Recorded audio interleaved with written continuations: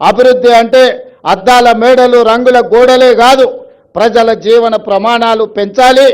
ముఖ్యంగా ఆదివాసీలు అంటే ఈ దేశం యొక్క మూలవాసులు.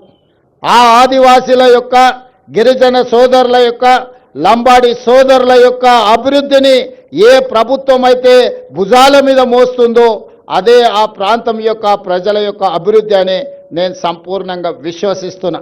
అందుకే ఈనాడు ఆదివాసీ ప్రాంతాలలో, తండాలలో, గూడాలలో, మారుమూల పల్లెల్లో వాళ్ళ యొక్క సంక్షేమానికి, వాళ్ళ యొక్క అభివృద్ధి కార్యక్రమాలకి ఈరోజు ప్రభుత్వం ప్రణాళికలు అందిస్తుంది.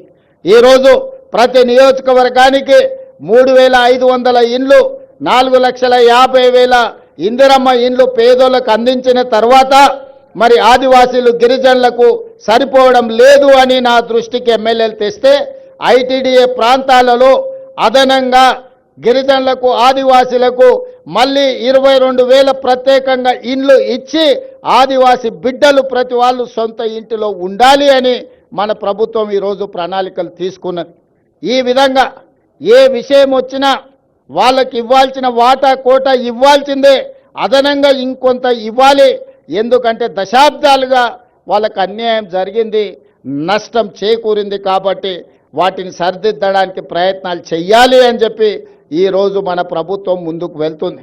అందుకే ఈనాడు సన్న బియ్యం ఇచ్చిన, రేషన్ కార్డులు ఇచ్చిన, రైతు రుణమాఫీ చేసిన, రైతు భరోసా పథకాన్ని అమలు చేసిన, ఇందిరమ్మ ఇండ్లు ఇచ్చిన, ఈరోజు దేవాలయాల అభివృద్ధి కార్యక్రమాలను చేపట్టిన, ఆదివాసీలను, గిరిజనులను దృష్టిలో పెట్టుకొని వాళ్ళకి ఏ విధంగా మేలు జరుగుతుందో దాని ప్రకారం ప్రణాళికలు సిద్ధం చేసుకొని ఈనాడు మన ప్రభుత్వం ముందుకు వెళ్తుంది.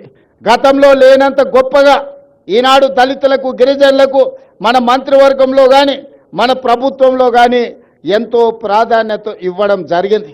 పరిపాలనలో భాగస్వాములు చేసుకుంటూ ప్రణాళికబద్ధంగా వాళ్ళ అభివృద్ధి కోసం నిర్ణయాలు తీసుకుంటూ ముందుకు వెళ్తున్నాం. ఇవాళ మిత్రులారా, ఈ కార్యక్రమం ఈరోజు సమ్మక్క సారలమ్మ గద్దెల మరియు ప్రాంగణ అభివృద్ధి పునర్నిర్మాణ కార్యక్రమము జీవితంలో వచ్చిన గొప్ప అవకాశం.